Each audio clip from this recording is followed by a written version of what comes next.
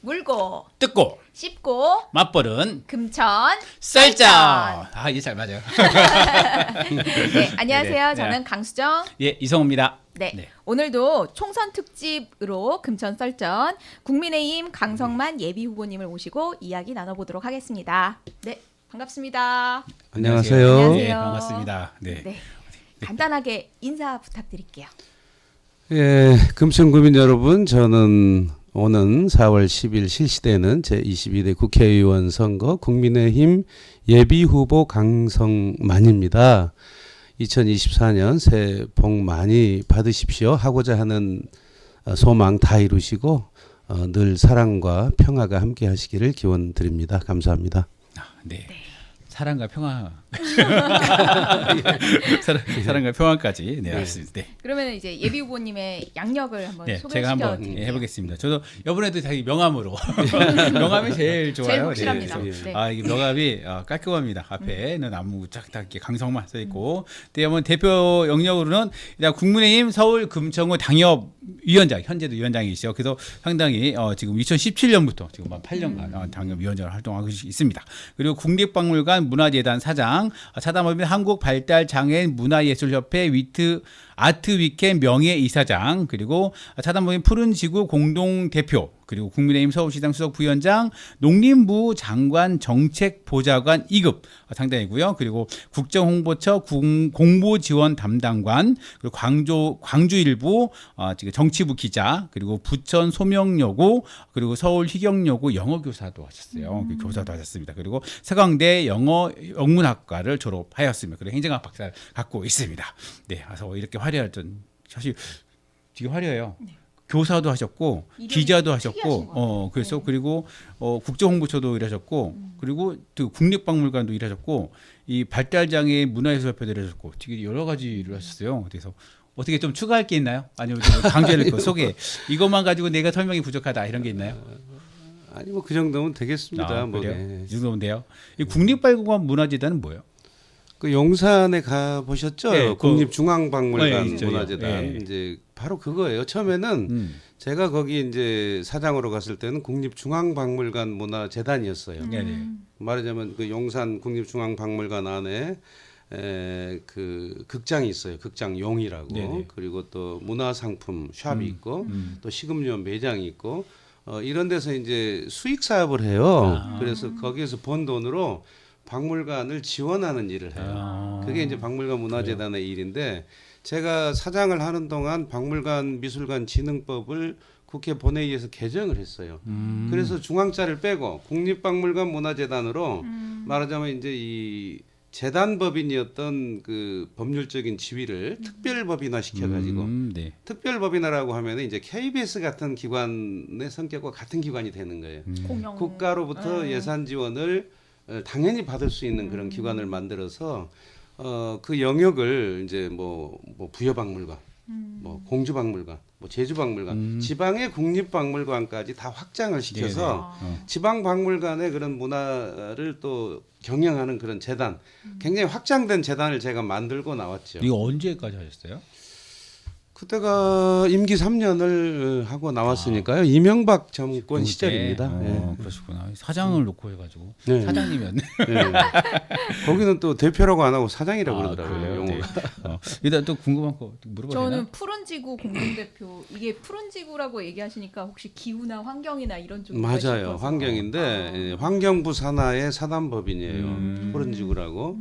푸른지구보다는 푸른아시아라는 법인이 더 유명하긴 한데 이게 뭐냐면은 이제 황사의 진원지 몽골의 그 호수 같은 게 이렇게 말라가지고 사막화돼요. 네, 그렇죠. 거기에 가서 우리가 그 나무를 매년 2,000그루씩 심어서 호수를 살리는 거예요. 그런 일을 하는 그런 이 사단법인인데 제가 공동대표로 몽골 가서 저도 나무 2,000그루 심어봤고요. 네네. 매년 또 거기 그 뭐 관정 같은 거 파서 물을 끌어올려야 네. 되는데 돈이 필요하니까 후원도 좀 하고 뭐 이렇게 해왔습니다. 우리나라 농업 기술을 그 몽골에 많이 좀 전파한다고 하더라고요. 예. 그런 것 때문에. 네, 그런 것도 많이 하더라고요. 네. 네, 알겠습니다. 그 하나만 더 물어도 돼요. 광주일보예요. 네. 이 전라도 광주 말씀하신 광주 거죠? 광역시 광주 출신이시죠? 목포에서도 출마하셨고 그쪽 출신이죠. 예. 목포에서 당시 그 신한국당이었나요? 아니, 제가 이제 국민의힘하고 인연을 맺은 게 네. 바로 이제 그 선거인데 2007년도에 4월 12일인가 4월 달에 전라남도 무안 신안 국회의원 보궐선거가 생겼어요. 거기 민주당이 아니었잖아요. 그때 이제 노무현 정권 시절이고 예. 그때 이제 열린우리당이 있었고 또 하나갑 대표가 이끄는 새천년 민주당이 있었어요. 그렇죠. 예, 근데 하나갑 대표가 이제 그때 대법원에서 네. 정치자금법 위반으로 이제 의원직이 상실되면서 생긴 보궐선거인데 거기에 이제 그 김대중 대통령이 둘째 아들 김홍업 씨를 새천년 민주당이 공천을 했어요. 그리고 열린우리당은 김대중 전 대통령에 대한 예우 차원에서 후보를 내지 않았어요. 제가 그때 이제 야당인 한나라당 후보로 무안신안에 출마해서 DJ의 차남 김홍업 후보하고 이제 선거를 치르게 됩니다. 그래서 그게 이 지금 보수 정당하고 제가 인연을 맺은 계기가 됐어요. 예, 그래서 그 선거를 치렀는데 제가 한나라당을 창당한 이래 전라도 전체에서 호남 전체에서 최초 2자리 득표를 했어요. 그때 뭐 2점 몇 프로 얻고 하던 시절 아닙니까? 근데 제가 그때 한 12% 정도를 얻어서 당에서는 높이 평가를 해줬죠. 예. 이때도 당선을 목표로 출마하신 거 맞죠? 제가 이제 당선까지 되겠습니까마는 이제 그때 한나라당 지도부가 저를 찾아와서 뭐 후보로 나서주라고 할 때 제가 그랬어요. 제가 나가서 뭐 당선이 되겠습니까? 이런 지역에서 DJU 고향에서 그렇죠. DJU 아들하고 DJ가 살아있는데 그 사모님 이유호 여사가 휠체어 타고 와서 내 아들 홍업이 좀 도와주세요 호소하고 다니는데 제가 이 선거에서 당선이 되겠습니까 했는데 그때 한나라당 강재섭 대표가 10%만 넘겨주라. 2자리만 넘으면 당선된 걸로 쳐주겠다. 왜냐 한 번도 10%를 넘어본 적이 없어요. 그때까지 뭐 이해창 그때 대통령 후보가 뭐 2점 몇 프로 뭐 이러던 시절에 이정현 우리 뭐 나중에 당 대표까지 하신 분이 광주 남구에서 홑 500표 얻고 이런 시절에 제가 어쨌든 12%를 얻었다니까요. 아니, 당선된 것으로 쳐준다는 건 뭐야? 금배지를 주신다는 거야? 강재석 그 대표님은 네, 어떻게 그래서 되는 거야? 이제 그리고 나서 이제 그 제가 보궐선거 치르고 나서 1년 후에 이제 이명박 후보가 대통령이 돼서 이제 정권이 바뀌었는데 김대중 노무현 정권 10년 하고 바뀌었는데 바뀌고 나서 이제 국회의원 선거가 바로 있었어요. 네. 그때 이제 그때 강재섭 대표가 너는 뭐 호남에서 가장 큰 공을 세웠으니까 뭐 호남 몫으로 비례대표를 주겠다고 했는데 번호가 밀리고 하다 보니까 뭐 당선권 한참 뒤인 뭐 제가 40몇 번을 받았어요. 비례대표 번호도 예. 받으셨었구나. 그런 추억이 있습니다. 예. 알겠습니다. 예. 참 이게 영역 가지고도 재밌는 게 많네요. 그러니까 예, 스토리가 되게 많습니다. 다양한 이력을 갖고 계셔서 맞습니다. 예. 네네, 알겠습니다. 네, 네. 그러면은 이제 출마를 결심하게 된 계기가 있으실 텐데 어떤 예. 동기로 출마하시게 됐는지. 이런 질문 지겨울 거야 이제. 뭐 하도 많이 들으셔서.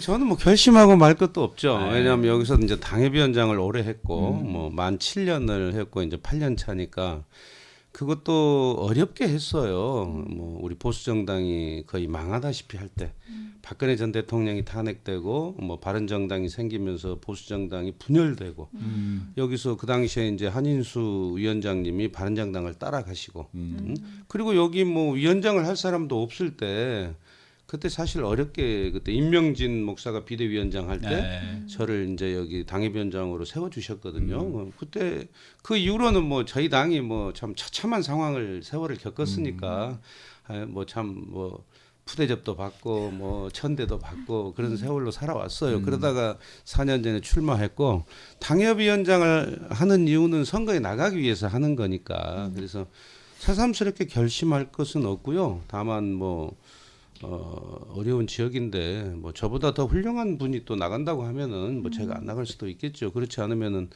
또 제가 뭐 기적을 일으키든 또 장렬한 전사를 하든 또 출마할 수밖에 없지 않느냐 이제 그런 생각으로 나서게 됐습니다. 뭔가 그렇죠. 짠한데 어떡하지? 아 근데 제가 생각해도 짠해요. 이 금천에 2017년도에 예. 그 탄핵 끝나고 첫 대선 있을 때잖아요. 그 예. 겨울 대선이 첫 예, 예. 여기 그렇죠, 오셔서. 그렇죠. 근데 금천을 이렇게 선택하신 거예요? 그때 그랬죠. 예. 이제 그 선택을 한 이유는 이제 그 안영환 의원이 한 번 했잖아요. 아, 그렇죠. 안영환 의원이 제 고등학교 바로 3년 후배예요. 그래서 안영환 의원이 뭐 형님 뭐 여기 불출마 선언하고 떠나면서 뭐 금천에서 한번 해보실랍니까? 그렇다면 제가 도와드릴게요. 뭐 이렇게 뭐 어디 뭐 소주 마시면서 그런 얘기도 하고 또 여기가 호남세가 강하기 때문에 내가 또 호남 출신이고 그렇다면 내가 뭐 또 가장 서울에서 우리 당으로서는 험지예요. 관악금천을 제일 어렵게 네네. 보거든요. 그래서 여기 가서 우리 호남 향후들이 내가 무한 신안에서 얻었던 12%만 이곳에 사는 호남 향후들이 나에게 준다면은 나도 승산이 좀 있지 않을까 하고 왔는데 여기 사시는 우리 호남 향후들이 12%를 안 주더라고요. 근데 이게 7년간 지금 지역위원장 했는데 본인 선거를 한 번밖에 안 했어요. 예, 한 번. 딱 한 번밖에 안 하셨고 딱 지금 뭐 지방선거 대에서 6번 치렀어요. 그러니까 제가 참 당이 정말 망하다시피 할 때 예. 그 서러운 분위기 속에서 6번 선거를 치렀는데 홍준표 특히 대선은요. 제가 또 독산초등학교 사고 당해가지고 아 그때 맞다. 다리가 다 어긋나고 그렇죠. 뭐 어깨가 어긋나서 목발을 짚고 유세차를 타고 홍준표 후보 지지 호소를 하고 다녔던 그런 어떤 추억이 있습니다. 그래서 그래서 대선 2번, 지방선거 2번, 또 재총선 1번, 서울시장 보궐선거 1번 해서 6번 선거를 당을 위해서 치렀고 재선거는 1번 했습니다. 뭐 그렇죠. 이제 예, 두 번째 예, 선거는 예, 예. 사실 그때 그 독산초등학교 사고가 컸어요. 그때 마을 축제를 하고 있는데 그 교문에서 이렇게 그 짐을 싣고 오는 차가 이제 급발진 같은 게 하면서 한 분이 또 돌아가셨어요. 돌아가셨고 그때 차에 치여가지고 다리를 심하게 다치셨죠. 자원봉사 하시던 그 49살 먹은 아주머니가 예, 돌아가셨죠. 그래서 돌아가셨습니다. 그 다른 괜찮으신 건 이게 좀 장애가 남아 있는 건가요? 아 있죠. 장애 뭐 제가 신청은 안 했어도 무릎이 약해요. 무릎이 약해서 회복은 되셨어도 불편하신 게 있는 거죠. 예, 어디 전문 가서 절을 하려고 무릎을 대면은 이제 오른쪽 무릎이 아프다든가 뭐 또 걷는 것은 뭐 큰 지장이 없는데 달리기 빠른 달리기는 건 못하죠. 네, 그렇죠. 의정 활동에는 문제 없죠? 문제 없죠. 네, 문제 없죠. 네, 알겠습니다. 네. 예. 그다음에 이제 여쭤볼 게 사무실에 이제 현수막을 그렇죠. 거셨잖아요. 네. 그 현수막에 이제 문구가 눈에 띄었는데 변화가 필요한 금천 한 번은 바꿔야 이렇게 되어 있더라고요. 예, 여기에 대해서 한번 슬로건이죠, 슬로건. 네. 예, 슬로건은 제가 고심 끝에 정했는데요. 네. 이 금천은 뭐 오랫동안 민주당이 국회의원, 구청장, 또 지방의원을 석권하다시피 하면서 책임을 맡아서 일을 해오셨지 않습니까? 저희들은 뭐 소수 야당, 구의회 정도 소수 야당의 신세로 그 세월이 국회의원은 12년이고 구청장은 지금 13년, 14년째 되고 있어요. 그렇죠, 네. 그래서 사실 일을 주민의 선택을 받고 일을 한 분들에게 금천의 어떤 뭐 영광도 또 금천의 어떤 문제가 있으면 책임도 더 있다고 생각을 합니다. 그런데 지금 현재 서울시 그 각종 지표를 보면 우리 금천구가 그렇게 다른 구에 비해서 뛰어난 것이 많지 않아요. 아시다시피 뭐 쉽게 얘기하면 집값, 땅값도 25개구 중에 최하이고 뭐 학력도 그렇고요. 평균 학력도 학생들의 뭐 학군도 그렇고 뭐 자살률, 살인율 이런 건 높아요. 그리고 안전지수도 굉장히 안 좋은 게 낮고요. 있죠. 네. 지난해 여름에 우리 전국을 강타했던 4건의 강력 사건 중에 3건이 저희 금천구 독산동과 관련이 있어요. 이런 정도로 안전도 위협받고 있고 그래서 또 뭐 여러 가지 뭐 주거 환경도 가장 열악하고 뭐 교통도 열악하고 그래서 교육, 편의시설 할 거 없이 그래서 이제 그런 책임을 내가 이번 선거에서 한번 물어야 되겠다 민주당에 그래서 또 금천이 그런 변화가 필요하니까 변화가 필요한 금천이고 한 번은 바꿔야 이것은 제가 어디서 힌트를 얻었냐면 어디 가서 이제 인사를 하는데 명함을 주는데 어떤 분이 명함을 보더니 그래 한 번은 바꿔야지 이러더라고. 그 말이 저희 가슴에 와닿았어요. 나 이거 슬로건을 써야 되겠다. 그래서 한 번은 바꿔야지 했더니 또 제 그 친구분이 야 진짜 빼자. 그 운이 딱 맞잖아요. 한 번은 바꿔야 네. 바꿔야지가 아니라 바꿔야. 그 진짜를 빼고 한 번은 바꿔야 이렇게. 그래서 그런 모티브를 가지고 제가 정해봤습니다. 얼마나 민주당 책임을 해야 된다. 예, 주민들에게 얼마나 이제 뭐 네. 호응이 될지는 모르겠습니다. 사실 그죠. 구청장이 지금 차성수 청장이 8년, 그 전에 한윤수 청장하고 차성수 청장이 8년, 지금 두 번째, 유성 청장이 두 두 번째. 번째. 그러니까 14년, 16년가 이제 하는 민주당이고 것이죠. 예. 국회의원은 이목희 의원, 이훈 의원, 최기상 의원 그렇죠. 세 번 17년. 연속으로 네. 민주당이었죠. 그렇습니다. 그래서 여기가 사실 그래도 그러니까 전략 공천으로 국회 뭐냐 이랬을 때 여기는 무덤이야. 무덤이.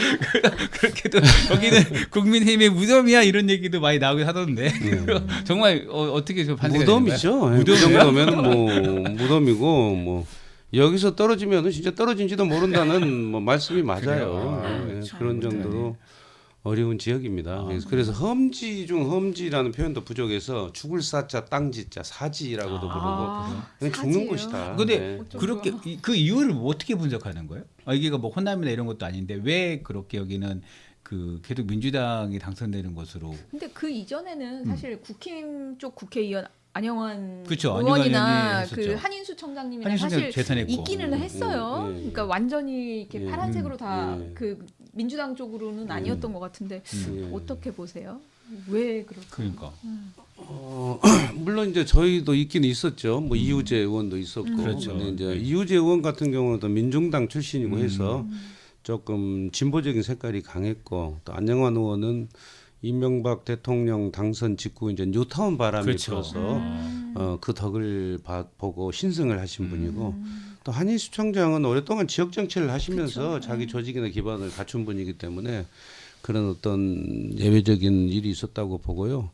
저는 이 지역이 좀 경제적으로 열악한 분들이 많이 사시잖아요. 서민들이 사시고 또 여러 가지 이제 취약계층이 사시기 때문에 이제 그런 분들이 이 우리 당보다는 민주당이 자기들 편이다 이런 생각을 하시는 것 같아요. 느낌이. 왜냐하면 민주당이 솔직히 저희 당보다는 포퓰리즘을 더 많이 했잖아요. 뭘 막 뭐 주는 것처럼. 근데 이제 그것도 좋아요. 어려운 분들을 저는 도와주는 복지를 찬성합니다. 근데 또 그만큼 나라 국가는 어려워져 있고 또 우리 미래 세대 아들 딸들의 돈을 미리 갖다 쓰는 거잖아요. 그래서 여러 가지가 이제 고려돼야 되는 게 이제 말하자면 국정 운영인데 그래서 이제 저도 늘 우리 당에 얘기를 해요. 우리 보수 우파 정당도 복지를 잘한다는 것을 보여줘야 된다. 네, 그런 얘기를 늘 저는 하고 있고 그래서 또 제가 정치를 하는 이유가 또 그런 거예요. 서민과 중산층 또 그런 취약계층을 위해서 정치하는 것이지 저보다 뭐 잘 사는 부자를 위해서 정치할 이유가 전혀 없어요. 저는 그래서 그런 생각. 그리고 저는 굉장히 좀 그 혁신적인 보수라 할까 그런 어떤 중도적이에요. 제가 굉장히 이 중도 개혁적인 그런 어떤 성향을 정치 성향을 저는 갖고 있다고 스스로 생각하고 또 제가 만약에 일할 기회를 가지면은 저는 그런 혁신적 보수를 할 생각이에요. 제가 그냥 침묵하거나 이런 정치인보다는 할 말은 하고 그 개혁의 목소리를 내고 또 우리 보수 정당이 매너리즘에 빠지려고 하면 제가 나서서 경종을 울리고 그런 역할을 해야 되지 않겠냐. 네네네. 거의 맥락이 비슷한데 그러면 정치 철학이 있으시다면 혁신적 보수주의. 네, 정치 철학은 지금 말씀하신 거랑 거의 비슷하신 것 같아요. 국가관이죠. 일단은 네. 국가관이 저는 그 우리 보수 정당이 늘 얘기하는 이제 자유 대한민국 자유라는 것이 꼭 지켜져야 되겠다. 이 자유가 무너져서는 안 되겠다. 저희는 우리 민주당 세력 중에 뭐 민주화 운동을 하시고 이런 분들은 굉장히 존중해요. 다만 이제 종북 주사파를 경계하는 것이죠. 김일성 주체 사상을 신봉한다든가 이런 분들은 자유 대한민국을 파괴하는 세력이기 때문에 싸워서 이겨야 되겠다. 그리고 적어도 이 대한민국을 뭐 북한 체제로 끌고 가려고 한다든가 이런 것은 우리가 막아야 되고 이 손자 손녀 세대까지는 안정된 이 나라를 이 시스템을 물려주고 내가 이 지구를 떠나는 게 그게 제 정치하는 일단 기본적인 목표예요. 사실 영원한 게 없잖아요. 우리 역사를 봐도 고려도 500년, 조선도 500년, 대한제국도 뭐 불과 10년. 대한민국이란 이 이름이 영원한다고 생각하면 안 되잖아요. 이게 100년 갈 수도 있고 500년 갈 수도 있고.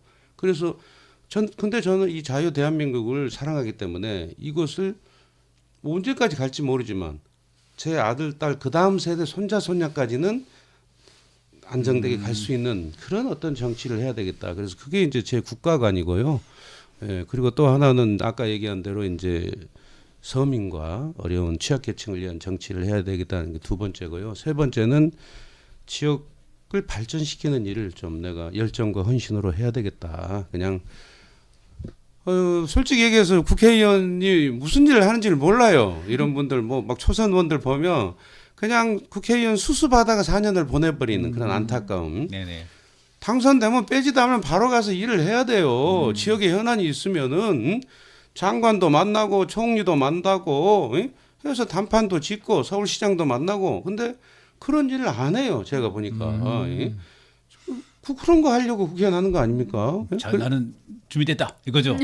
그렇죠. 예, 예. 저는 정말 그런 게 안타깝고 저는 이제 경험을 많이 했으니까 정치부 국회정당 출입도 해보고 또 큰 정치인의 보좌관으로서 국회에서 보좌 업무도 보좌 업무도 해봤고 또 정부 부처에 3번이나 왔다 갔다 하면서 행정부 경험도 쌓았고 또 그리고 또 뭐 보좌관이나 이런 생활할 때 각종 민원을 해결을 해봤잖아요. 그래서 뭐 경찰청장 관사도 가보고 법무부 장관실도 가보고 아, 이 권력이란 게 어떻게 작용을 하고 어떻게 문제를 해결하는지를 저는 몸소 봤기 때문에 그런 일을 해야 되는데 이 국회의원이 처음 되면 잘 몰라요. 그래서 그냥 아차 하면은 4년이 금방 가버리거든요. 그래서 이제 뭐 좀 분위기 좀 익히려고 하면은 위기가 오는 거죠. 너 뭐 했냐 4년 동안 뭐 이런 말 나오고 지역에 대해서 네가 한 게 뭐 있어? 너 중앙정치에서 뭐 네 이름도 모르더라. 뭐 존재감이 없더라. 뭐 이런 얘기들 막 듣게 되는 거예요. 그래서 첫날부터 정말 프로 국회의원, 프로 정치인답게 일할 수 있어야 된다는 것이죠. 예? 근데 어디 보좌관이었어요? 누구? 제가 새천년 민주당 하나갑 대표 보좌관 하나갑 대표님. 예, 오래 했고요. 아, 예, 또 강재섭 대표님도 모셨고 그랬습니다. 그러시구나. 큰 정치인을 모셔봤어요. 네네. 예. 좀 질문인데 예. 그러면은 이게 주사파 척결. 그럼 지금 이게 지금 척결이라기보다는 방어. 방어. 그럼 이게 그럼 지금 민주당에도 주사파가 많이 있다. 이렇게 있죠. 판단하시 있는 것으로 예, 있어요. 일부 명단 좀 있다고. 주세요. 되게 오랜만에 듣는 얘기라서 깜짝 주사파 놀랐습니다. 아니 아직까지 있다라고 생각하시는 있죠. 거예요? 예, 그래요. 주사파가 있다. 네, 알겠습니다. 그러면 이게 안정된 시스템은 어떤 걸 얘기하시는 거예요? 대한민국이 뭐 한쯤 나오고 손자손자까지 갈 수 있으니까 그게 안정 시스템이라는 결국은 건 뭐 자유민주주의, 예? 시장 경제, 법치주의 이런 것들이 흔들리지 않는 이 시스템에서 여야가 정권을 주고받고 이것에 대해서는 공동의 어떤 약속을 하는 상태에서 그 다음에 정책은 어떻게 해도 좋아요. 누구를 어떤 계층에게 국가의 예산을 어느 쪽에 좀 더 주고 덜 주고 이것은 바뀔 수 있다고 봐요. 예? 당의 정책에 따라. 근데 자유민주주의를 무슨 사회민주주의로 바꿔버리려고 한다든가 국민의 동의도 없이 예? 또 그냥 갑자기 통일하자고 해가지고 환상적인 통일로 통일 후에 이 나라는 어떤 체제를 할 것인가 또 어떤 통치 체제를 할 것인가에 대한 국민적 사전 합의가 없이 맹목적으로 뭐 평양 가서 김정은 장군하고 손잡고 우리 통일합시다 하고 갑자기 총선거를 통해 통일한다 하면 어떻게 되겠어? 대혼란이 올 거 아니에요. 북한에 2,500만 원 몰표인데 우리 국민은 반으로 쪼개져 있어가지고 우리 국민의 절반이 북한 국민하고 손잡으면은 우리는 어떤 나라가 될지 모르잖아요. 이제 이런 것들에 대한 경계가 저는 필요하다고 보고 있어요. 그래서 그 어떤 그 기본 틀 우리가 건국을 해서 지금까지 이렇게 그 세계 10위권의 경제 국가가 되기까지 우리가 해온 이 시스템을 유지한 상태에서는 저는 여야가 서로 뭐 정책이 어떤 차이도 있고 정권을 주고받고 상생하고 경쟁하는 것이 저는 올바른 정치 문화라고 생각하고 있습니다. 이게 국가 간으로서의 예. 거다. 그렇죠. 이 연결된 거네. 앞에 주사파 방어와 이것이 연결된 거네요. 그래서 저는 시장주의하고 법치주의 되어 있지 않나 했더니만 이제 통일 이후에 통일까지 생각을 하시면 이렇게 된다. 네, 알겠습니다. 네. 그러면은 지금 현재 대한민국 정치에 대한 평가를 조금 내려주시고, 그러니까 문제는 뭐고, 그 어쨌든 주민들 국민들이 지금 정치에 대해서 생각하시는 문제점들 같이 공감하실 거 아니에요. 그러니까 문제가 뭐고 해법은 또 어떻게 생각하고 계신지. 정치가 이렇게 혼란스러운 적이 없었죠. 지금 뭐 이 책임은 배지를 달고 정치하신 분들이 있어요. 네. 저 뭐 배지를 못 달고 있는 저희들보다는 그분들이 책임이 더 크겠죠. 그래서 바꿔야 되는데 바꾸려고 하면은 선거를 통해서 사람을 바꿔야죠. 그래서 새로운 사람들이 새로운 책임을 지고 한번 바꿔봐야 된다. 저는 이런 생각을 하고요. 정치가 이렇게 된 저는 가장 큰 패단은 문재인 정권 5년 동안 국민을 갈라치게 한 데 있죠. 저는 그것이 망국의 길이라고 봐요. 지금 국민을 둘러 쪼개버렸잖아요. 문재인 정권 5년 동안. 근데 뭘로 갈죠? 편가르기 완전히 국민. 아 조국. 조국도 그렇고, 예, 어쨌든 문재인 정권 5년은 내내 보면은 국민을 둘러 가르고, 그리고 네 편 내 편 가르고, 내 편이면은 정의가 무너지고 공정이 무너져도 무조건 편드는 그게 뭐 개딸 문화 이런 뭐 팬덤 문화 아닙니까? 예? 그런 정치가 지금 우리 한국에서 계속 이어지고 있지 않아요. 두 편이라는 게 네 편 내 편. 그렇죠. 과거에는 뭐 영원한 지역 감정 이것만 가지고 우리가 고민을 했는데 네네. 제가 보기에 지금 그건 아무것도 아니에요. 이미 영원한 지역 감정은 호남은 아직도 견고하지만 영남은 무너질 만큼 무너졌고 영남의 민주당 국회의원들 여럿 있지 않아요. 예? 그리고 다만 이 편가르기는요. 남한을 둘러 대한민국을 둘러 쪼개버렸기 때문에 저는 굉장히 위험하다. 아까 얘기한 거는 통일을 하자고 해도 이건 위험한 거예요. 우리가. 예? 그리고 그래서 저는 이것이 한국 정치를 정말 망국의 길로 간다. 그래서 과거에 우리가 정치를 하는 목적이 뭡니까? 국민 화합. 국민 통합이에요. 국민을 늘 화합시키고. 네네. 제가요 여기서 당협위원장을 하면서도 얼마나 어이가 없는 줄 아십니까? 저는 뭐 여기 민주당 국회의원, 여기 민주당 소속 구청장 다 좋은 인간관계로서 지내요. 예? 서로 형 동생도 하고 전직의원도 마찬가지고. 근데 행사장을 가면은 주민들이 편이 갈려 있어요. 눈치를 봅니다. 나하고 친한 척하면 민주당이 찍히지 않을까. 또 그 반대의 경우도 있고. 주민들이요? 그럼요. 의원이 아니라. 그래서 제가 주민들에게 얘기를 해요. 아니 우리들은 사이가 좋은데 왜 그러십니까? 오히려 우리가 불편합니다. 이런 나라를 만들어서 되겠습니까? 선거는 선거대로 자기 의사 표현을 하더라도 화합해야죠. 선거가 끝나면은. 저는 그런 나라를 원하거든요. 아니 우리가 같이 살아야지. 상생하고 화합하고 경쟁할 때는 경쟁하고 협력할 때는 협력하고 이런 나라가 돼야지. 편을 갈라가지고 죽기 살기로 해서 정권을 잡으면은 죽어도 우리는 뺏길 수 없다. 이거 안 된다니까요. 이건 안 되고. 근데 지금 지금 여당이시니까 여당인데 지금 윤석열 정부에서도 지금 이 편가르기라고 해야 되나? 두 편이 아니라 지금 여기저기 다 찢어진 거예요. 지금 오늘도 지금 편이 너무 많이 갈라져서. 배현진 국회의원이 피습을 당했잖아요. 그래서 이 정말 이 증오감 이라고 해야 되나? 그 양반이 뭐 어떻게 중학생이 뭐 그랬다 그래가지고 무슨 심정으로 그렇게 했는지 모르겠지만 그래서 이게 참 요즘 더 이게 중복되는 것 같아서 이게 시작이 사실 저는 뭐 그 전부터 이게 약간 이게 점점 이 정치가 정말 죽고 죽이는 싸움이 되고 맞아요. 있는 것 같아서 생각이 다른 게 아니라 나랑 생각이 다르면 적. 그렇죠. 이런 식으로 되는 것 같아요. 그게 싫어요 저는. 좀... 그건 안 된다. 그러니까 저는 그게 망국의 길이라고 봐요. 그럼 이거 어떻게 없애요? 어떻게 없애도 없애고 싶은데 아니 보면은 막 이게 있어. 이게 너무 어려운 주제인데. 유튜브 보게 되면은 여기 보수 정당은 또 이제 여기 민주당 지지자들이 가가지고 막 소리 지르면서 유튜브 하는 거 있고 또 반대로 그 또 이제 민주당 지지하시는 분들은 또 이제 그 여기 그 국민의힘 그 국회에 도착하면서 막 소리를 지르면서 막 하더라고요. 그래서 이런 걸 왜 방송하지? 왜 유튜브 막을 수는 없긴 하지만. 그게 왜 무슨 심정으로 가서 이걸 하지? 그러니까 자꾸 양극단으로만 이렇게 맞아요, 너무. 맞아요. 근데 사람 또 그걸 또 봐. 보는 거 그리고 한 번 그런 걸 보잖아요. 계속 그게 뜹니다. 추천 영상으로. 이 알고리즘 없이. 네, 이 알고리즘이 무서워요. 하여튼 편가르기는 뭐 지금 양쪽이 다 하고 있다 생각하는데 이걸 어떻게 그러면은 이게 없을 수 그게 있을까요? 지금 변화하고 조짐이 좀 보이잖아요. 양당 체제가 이번 총선에 4당 체제로. 이게 이제 변화하고 저는 조짐이라고 봐요. 그건 예, 이게 뭐 4당, 5당 이준석 뭐 개혁신당도 생기고 뭐 이낙연 신당도 뭐 준비 중이고 이제 이게 이제 변화의 조짐인데 이렇게 이제 당이 이렇게 다당제로 가면은 서로 이제 협력하지 않을 수가 없고 과반수가 넘는 정당이 나누면은 독주가 어렵잖아요. 이제 서로 뭐 손을 잡아야 되니까 그래서 저는 그런 데서 좀 희망을 찾아봅니다. 변화가 올 것이다. 그리고 아니 과반수 정당이 없으면 소수 정당하고 또 연정도 해야 되고 연합도 해야 되고 하니까 힘을 합쳐야 예, 되니까. 그런 데서 이렇게 서로 협력하는 그런 문화가 싹트고 상생의 문화가 싹트지 않겠는가 저는 이제 희망을 가져보고 있어요. 예. 이게 다당제로 가야 된다. 예, 저는 이제 그래요. 저는 개인적으로 다당제고 또 내각제주의자입니다. 예, 내각제.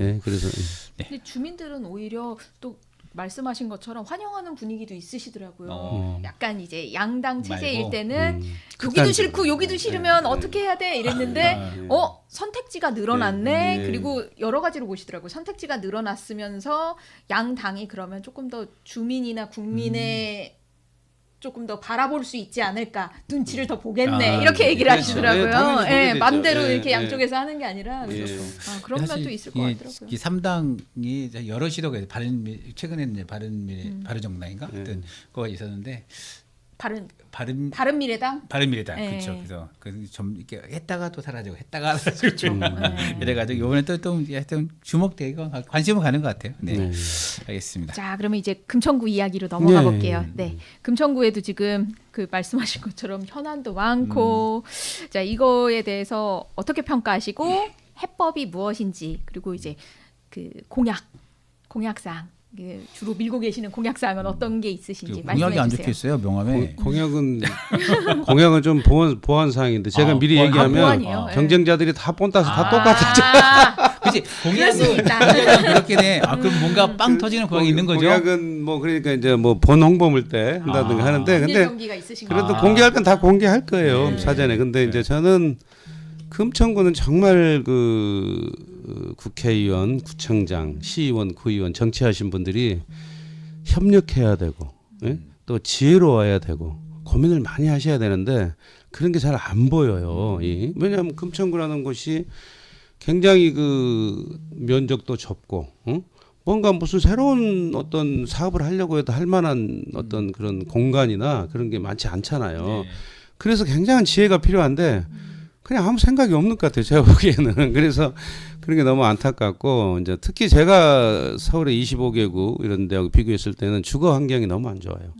일단 왜 재개발 재건축을 너무 안 했어요.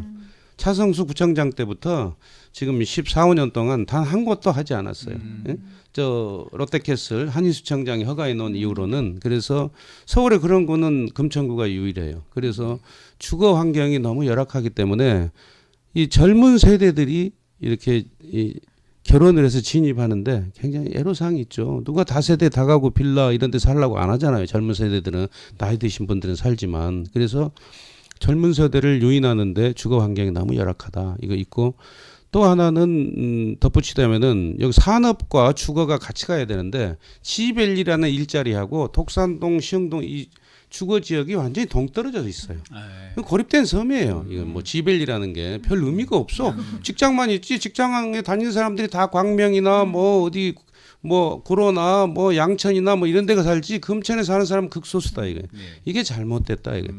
그 지벨리 이 산업단지에서 일하는 사람들이 주거를 금천에서 하고 교육도 여기서 할 수 있는 도시를 만들어야 되는데 그런 고민이 없어요.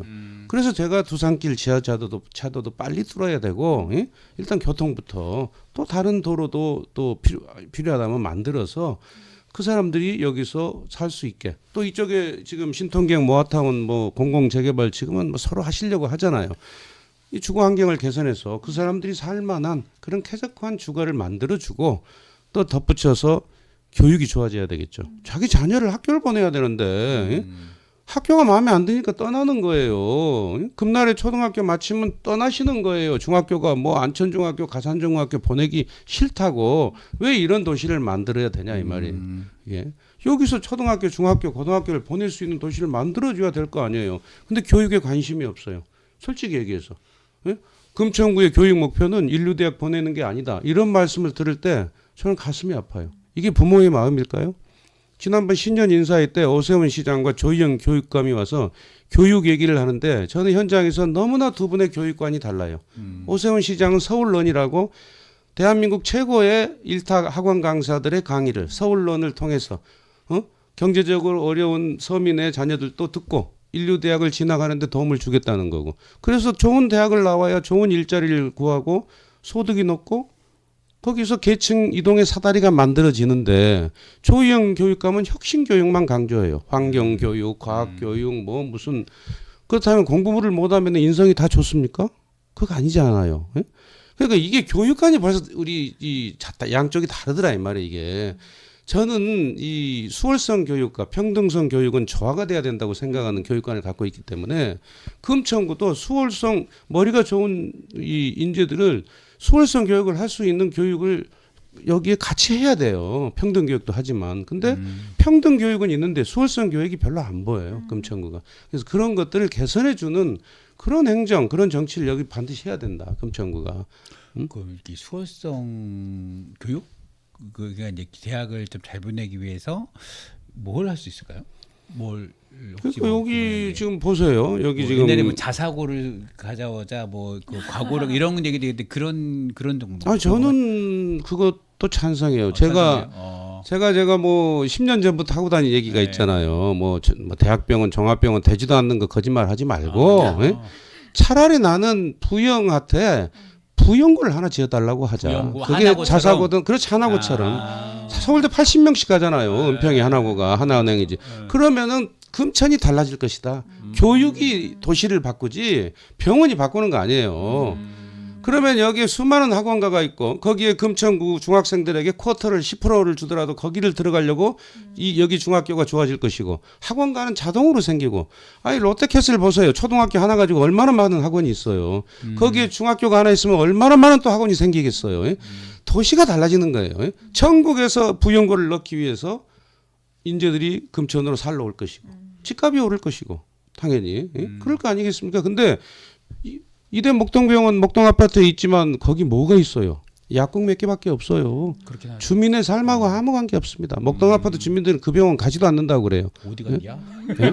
전부 어려운 병에 걸리면 네네. 서울대병원, 뭐 아산병원, 삼성병원 가지. 네. 저 지방에서도 거기 가지 여기서 수술 안 해요.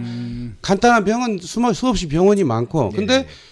무슨 종합병원이 생기면은 금천이 달라질 것처럼 정치하는 사람들이 환상을 심었다 이 말이에요. 왜? 자기 재선하고 삼선하려고. 저는 이런 게 싫어요. 왜 이러냐? 솔직하자. 지금이라도 저는 이 구청장 국회의원들이 정확히 냉정하게 판단해서 주민들에게 이건 잘못됐다 솔직하게 얘기했어. 광명의 중앙대병원도 지금 뭐 시설이 절반 쉬고 있다면서요. 예? 적자를 보고 있고. 여기에 누가 병원을 짓겠어요? 1년에 수백억씩 적자 보면서. 그건 무리한 요구잖아요. 부영한테 그런 요구하는 게. 그러면 만약에 당선되시면 요거를 뜯어 고칠 수 있으면은 저는 하고 싶어요. 부영의 이중근 회장을 제가 좀 개인적으로 아닌데 네네. 그분이 교육에 관심이 많아요. 자수성가 하셔가지고 경남에 뭐 대학교 하나 그럼요. 그분이 뭐 체육관도 지어주고 대학교 뭐 강당도 지어주고 심지어 외국의 학교도 지어주고 이런 봉사를 헌신을 많이 하신 분이에요. 저는 이중근 회장 만나서 예? 서울에서 가장 어렵고 열악한 곳에 대한민국 최고의 학교 하나 지읍시다. 이름도 부영고로 합시다. 당신 이름 영원히 남깁시다. 예? 그렇게 하시는 게 회장님의 명예롭지 않습니까? 중근고 있게 되죠. 아니 근데 이게 말씀하신 비밀 병기인가 봐요. 그렇죠. 사실- 제 비밀 병기 중에 하나. 네. 이 그래요? 얘기를 되게 제가 큰데요? 7년 전에도 했고요. 그때 뭐 서울 금천 신문에 칼럼으로도 썼고요. 근데 제가 힘이 없으니까 그때 뭐 민주당 세상에 누가 제 얘기를 듣겠습니까? 예? 그래서 그냥 묻히고 갔는데 저는 사석에서도 여러 번 이런 얘기를 수없이 그러면 했어요. 지금 일단은 당선되면 일단은 지금의 부영- 지지부진한 그렇죠. 만약에 예, 그러니까 재검토하자. 단판을 예, 하자. 예. 단판에서 예. 또 할 거면 빨리 하고 예. 아니면은 고등학교 지지자 무슨 뭐 땅도 썩어서 그 정화시킨 데도 몇 년 걸리고 뭐 또 부영이라는 데 곳이 안 지어요. 이번에 재판에서도 맞아요. 졌잖아요. 네, 금천구청이. 네, 그리고 그렇죠. 왜 부영은 빚이 없는 회사예요. 현금이 그냥 땅만 놔둬도 땅값 오르니까. 예? 맞아요. 그러니까 빨리 뭐 임대 아파트가 됐든 아파트도 짓고 이게 들어서 저 흉물이잖아요. 저 넓은 땅을 왜 언제까지 저렇게 놔둘 겁니까? 이 금천이란 도시에. 그렇죠. 그런 고민을 구의원, 시의원, 구청장, 국회의원이 해야 된다는 거예요. 저는 왜 안 하십니까? 저는 이게 따지고 싶어요. 왜 안 하시냐고요, 이걸. 부연 네 분 계시잖아요. 우리 당 구의원들도 혼나요.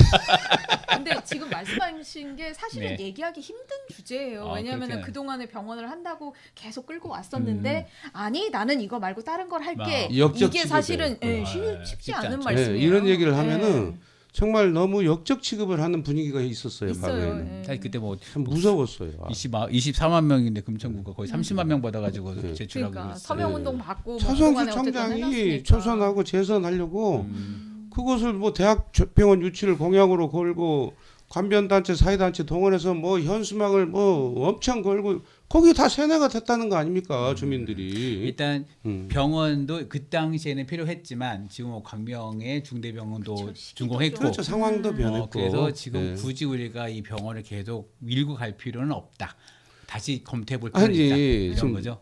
서울에 마포구도 병원이 없어요. 대학병원이. 어. 서울의 중심에 있는 그런 구들도 없는 데가 많아요. 어디가 있습니까? 보세요. 어. 연세 세브란스는 서대문구예요. 거기 가면 돼요. 마포구 주민도. 그렇지, 예? 되네. 구로 나눠서 병원을 아니 가는 그게 무슨 병원을 구로 나눠서 그렇게는 안 가죠. 저도 거대 구로병원에 당뇨약 타러 다녀요. 네, 맞아요. 3개월에 한 번씩. 네, 네, 네.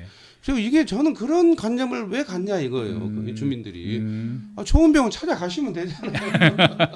왜 꼭 검찰에 그 있어야 아, 세수는 좀 도움이 되겠죠. 세수 확보. 네네. 그것뿐이에요. 음. 상가도 잘 안 돼요. 병원 안에 커피숍이고 베이커리고 다 들어가니까 네네. 그쵸 또. 네. 어. 이 정도 하죠. 예. 이거 말고 또 깜짝 발표가 또 있네. 있죠, 많죠. 교통 문제도 있잖아요. 네. 뭐 25일 날 국토교통부가 GTX D 노선을 어제 했죠. 네. 가산 디지털 단지역을 넣어서 너무 기쁜데 네. 이게 확정안은 아니에요. 밑에 안을- 써 있더라고. 안을 이거는 최종안이 아닙니다. 네. 변경될 수 있습니다가 네. 명확히 써 있더라고. 난리 날까봐 또. 최종안이 되게 해야 돼요. 그쪽으로라도 가야 돼요. 네네네. 그래서 그렇게 해야 되고 아니 1호선 지하철이 생긴 지가 51년인데 그거 하나 가지고 사는 구가 있습니까 서울에? 그래도 불만이 없는 착한 사람들이 우리 금천 구민들이에요. 금천구청 역을 보세요. 출구가 하나 있는 역이 있습니까? 그렇죠. 저 시골역보다도 못해요. 그래도 불만이 없어요. 예? 불만 있거든요. 그런 일은 저는 병원보다 더 급한 게 그런 거라고. 네, 예, 그렇죠. 정말 많은 사람이 이용하잖아요. 네. 살 일 많죠. 예, 아, 재밌었습니다. 아까. 자 그러면 이제 예. 이제 어느 정도 말씀을 네, 나눠서 그래서, 이제 네. 마무리 인사 해주시면 좋을 것 같아요. 마무리요? 네. 예. 참 많이 부족합니다. 저도 부족하고 또 10년 전에 뭐에 이끌렸는지 금천에 와서 10년이 넘어가는 세월을 이제 보냈습니다. 그리고 당이 무너지고 망하다시피 할 때 뭐 지금의 국민의당 위원장을 맡아서 뭐 기쁠 때도 있었지만 뭐 또 좀 서러운 순간도 많이 있었어요. 그리고 그렇다고 해서 제가 뭐 여기서 무슨 뭐 스캔들이 있었던 것도 없고요. 뭐 좀 깨끗하게 살았다고 생각을 합니다. 예. 그리고 이 어려운 직역이기 때문에 제가 뭐 선거에서 승리한다 이런 뭐 자만이나 이런 것은 전혀 없습니다. 예. 다만 최선을 다해야 되겠다.